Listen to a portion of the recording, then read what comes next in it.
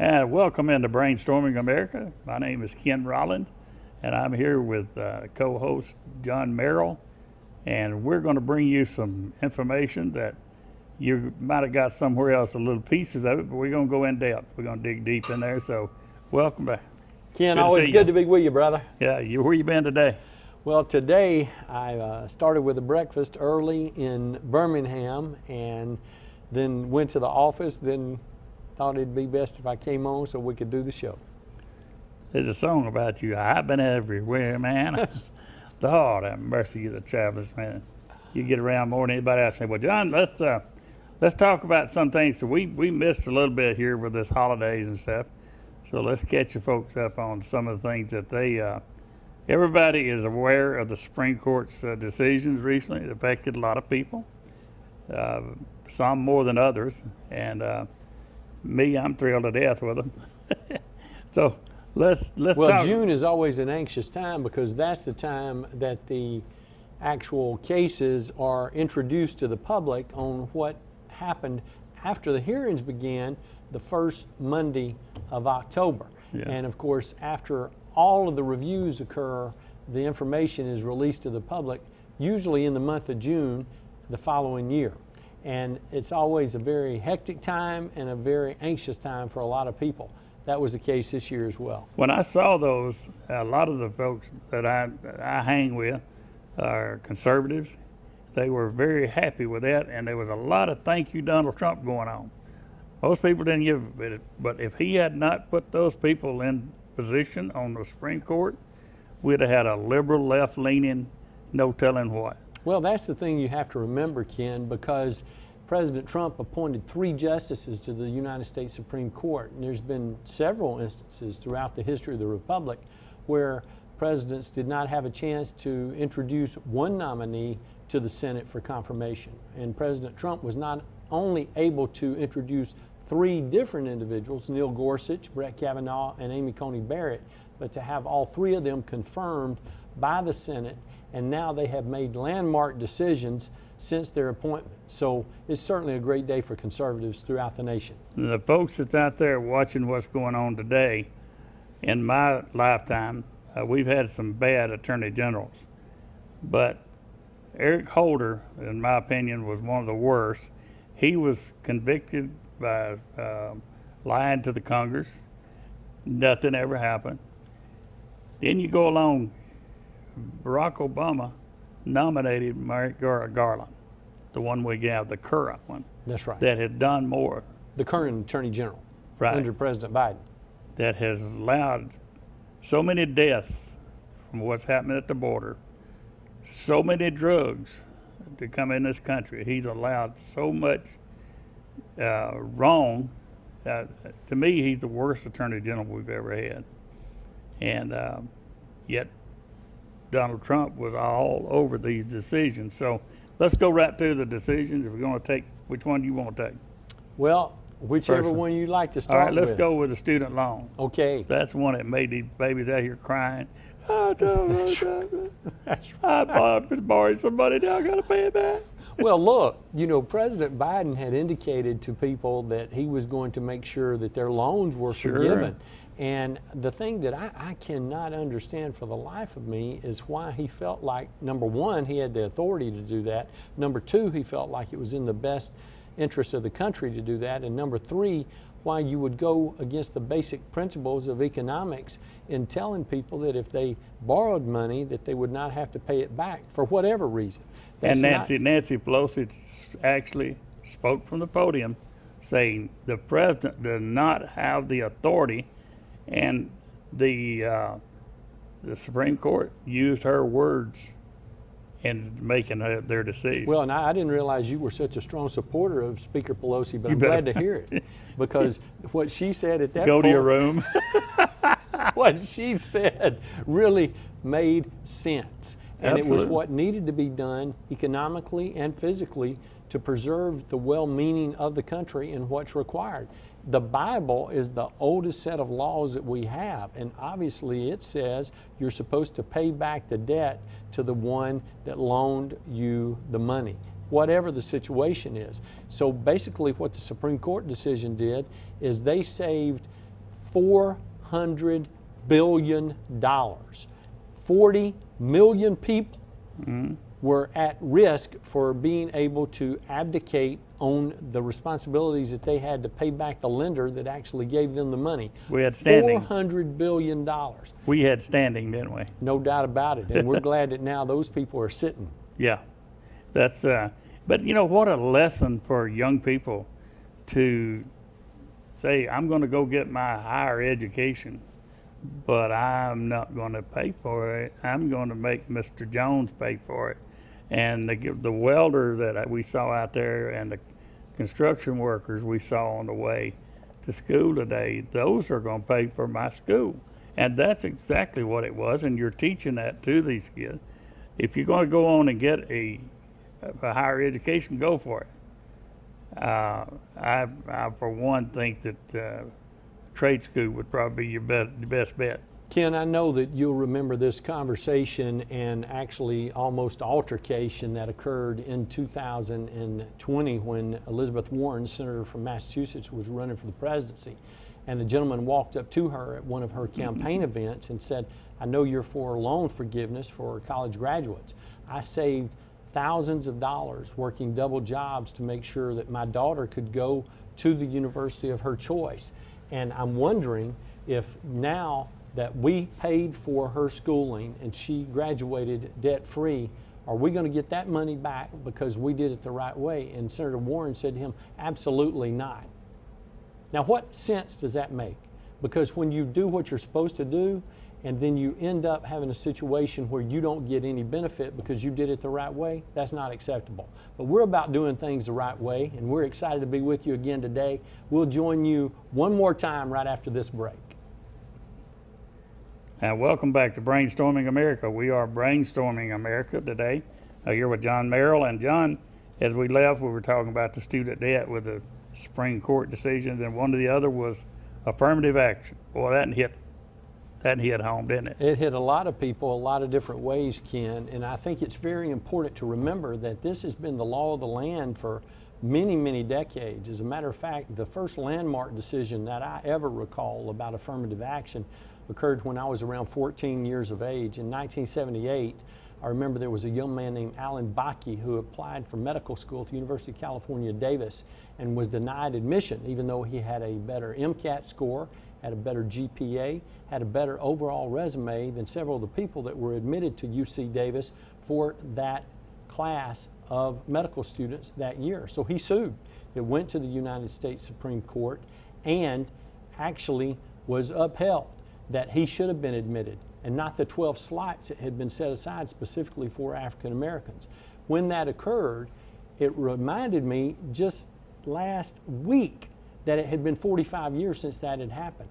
And so 2 days later is when this landmark decision came down, and they said that it's no longer appropriate to consider race, to consider ethnicity, to consider sex in the admission when you're talking about affirmative action admissions to colleges, universities, professional schools. And I think that's a win for America, because America was built on the ability for individuals to achieve at the highest level they're capable of doing based on their ability. And when you are adding another provision, which is not a provision that's related to their ability to perform at a high level, that can be a problem for all of us. Wow. I wonder how long it'll be before this goes into the workplace, or if it does, to where, let's tell you a little personal. I retired at a government facility after 32 years. I was a supervisor, and I was in charge of selecting people for jobs.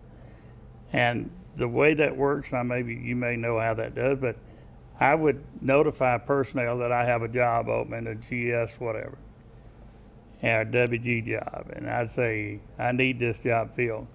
They would put it out there on the networks, and it'd go all over the United States, whatever. People looking for jobs would go on that site and put in for my job.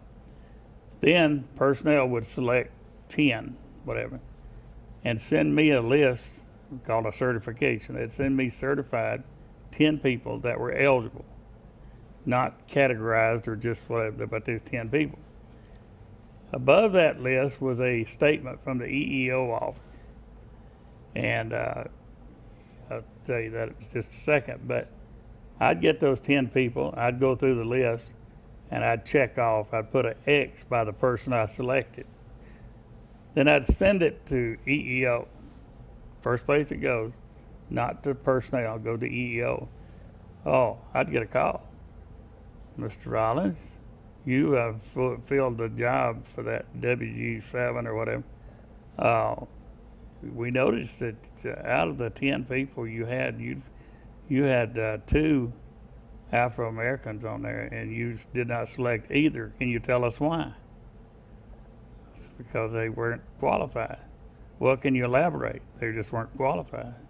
And I go through that every time I would hire, putting me on the spot. Now, what that does to me as a supervisor, when I'd get my annual appraisal, my supervisor would have a list in front of him that had come from personnel through the EEO saying during the rating period, you hired 6 individuals, 1 of which was a minority. Why did you not select for the others? And for my performance appraisal, I'm going to be rated on how many minorities I hired. Sure. Now, think about that. I've had some of my supervisor friends out there, I'm just going to go pick a black guy. You know, we were building tanks for the soldiers Right. that had to fire when they pulled the trigger. Right. We were not building vacuum cleaners. And But let me say this, Ken, because of where you're going. I don't want to have an individual that's hired because of their race when it comes to building a bridge that I'm going to be driving over. I don't want to hire an individual that's going to be picked because of their race when I have to go to the dentist to have my teeth cleaned. I don't want to pick an individual because of their race because I'm going to have a procedure done and I'm going to be under medical care. I want the person that was the best qualified, the highest intelligence, and the greatest performer to be performing those services for me.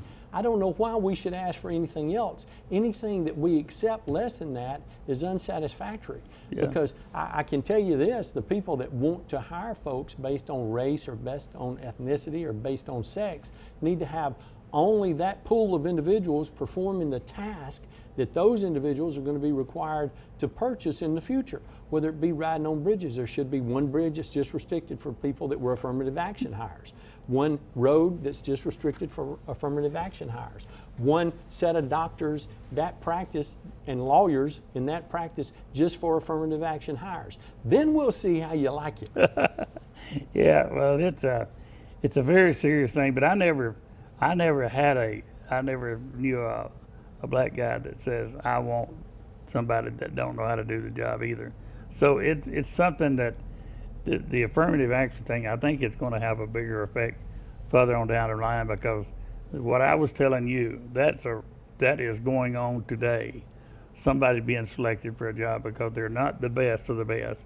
They are. They fill a block.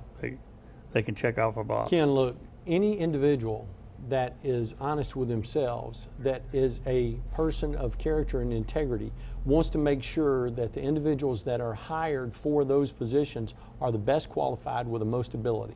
And if they want someone other than that, they've got a reason for hiring that individual that's not about hiring the person that's the most qualified, that has the greatest level Even of as ability. a co-worker. And no matter what the job is. Yeah.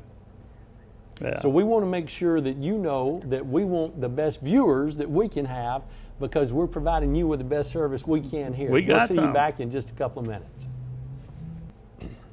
Welcome back to Brainstorming America, and we are in America, and we are trying to cover the whole country. The things that we talk about here are the things that they don't go in as much in depth on the networks as we do, so we hope that you enjoy us doing that. And if you have something that you want us to discuss, you can get in touch with the show here at, you got to call my number, the same everybody calls me, at 256-239-9234. Give me the subject, we'll cover it for you. And we'll be the smartest you ever seen on TV, so but that's it. But we went away from that segment a little quick. John, can you go back to the affirmative action? You know, Ken, there's been so many things that have happened over the years related to affirmative action, and one of the reasons the court ruled what they did is because they clearly stated, and Justice Thomas was the one that said this, that you never know when you've reached the threshold that you need to meet in order to meet the standard that should have been required. And when you are in that position, because the numbers are always changing, the populations are always changing, you put yourself in a very difficult spot.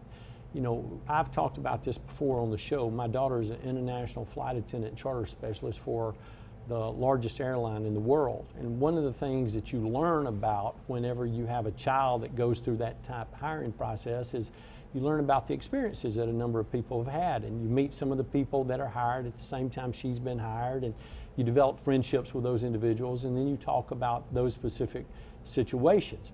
And one of the people that she became very, very close to shared a story with me that was very disturbing that I still can't really get over. And it was about when this young lady was attempting to be hired by a major airline in our country. And they had made it down to the final 100 who were all interviewed in person, and they were going to hire 10 people. Well, we didn't know the person then like we do today, but one of the things that we knew was that this person was very attractive. She was very bright, a very strong communicator. And so I would have assumed that she would have been able to be hired for the position. And then when the final results were in, she was not one of the 10 that were selected. I was stunned. And so I asked additional questions. Exactly what happened? Exactly how did they arrive at the conclusion? I said, who all was actually hired in that particular setting? Well, we found out that there were 3 guys that were hired, 2 African American guys and 1 white homosexual guy. Then we found out that there were 3 young black ladies that were hired. So that ended up being a total of 6. Then we found out there were 2 Asian ladies that were hired. And then we found out that there were 2 white women that were hired. And one of those white women was one that was in the middle age setting who had come from an educational background. What we discovered was it wasn't a case of where she was going to be one of 10 that would be hired, and we knew she had to be one of those people. We found out that actually she was competing for one spot overall. Wow. That was a great example of affirmative action in practice in corporate America. Wow, that is awesome. Well, you did that one. I'm going to give you one. They had a job at the depot. Well, let's see, they'd never had an environmental person. And as you go along, you have stormwater stuff that comes along that we had not been used to dealing with. And we were getting some citations, so to speak, for the depot. And a colonel come over and laid his hand on my shoulder and says, "Why is it your outfit never gets in trouble environmentally, but the others do?" And I took him upstairs and I showed him. I pulled out the individual cards on my people and I said, "See, that's my lead man. I gave him 10 days without pay because he threw stuff in the trash he should. I gave this guy 3 days because he did some of that." And it was all environmental stuff that I was doing environmental before when environmental wasn't cool, like Barbara Mandrell said. So they wrote us a job and sent it through OPM and all that stuff of an environmental coordinator and had me put in for it. Now, in those jobs, there's certain things in there that only a person that had done that job could possibly qualify for. Well, I have performed the duties of this job for 2 years. Nobody else could say that because the job didn't exist. All I'd have had to say different was I managed Chubby Checker for 3 years. See if you can top that. But anyhow, I was selected for the job. And a grievance was filed. It went to Atlanta. We went to court. The person that had filed the grievance filed it based upon minority status, or a young lady. And when asked why she felt she should be selected for that job, she says, "Because I'm black." Quote, "Because I'm black." And it was a toss-up as to whether they were going to enforce the situation and remove me from the job. And seriously, we came back from Atlanta with that big question mark over there. Sure. My supervisor that had done the selection told the colonel, if you want me to select just minorities, tell me. If you want me to select the best, tell me. But I can't do both. And I stayed on the job, and I retired from that job. And it was recognized from everything you can think of. We went from having 19 violations one year to 1 the next year. I mean, we were knocking it out of the park. A lot of people got in trouble. I'm the guy that wrote the tickets. I was the most hated person at Anastorm Depot, probably still am. But people had to pull up their boot and do the work. But I had a grievance filed on me because I was selected for that job. The only person that ever done it, and I'd done it for 2 years and brought the violations down from 19 to 1.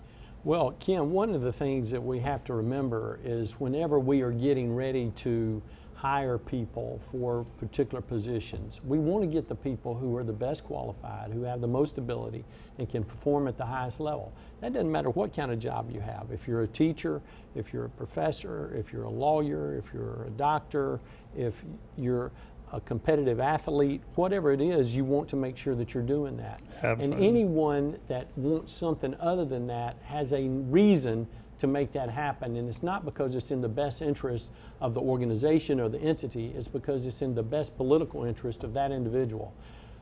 If we don't have the right kind of pool, we need to be working to improve the pool to choose from and helping those individuals. We're excited that you chose to join us this week. We look forward to seeing you again next week. We thank you for joining us again on Brainstorming America.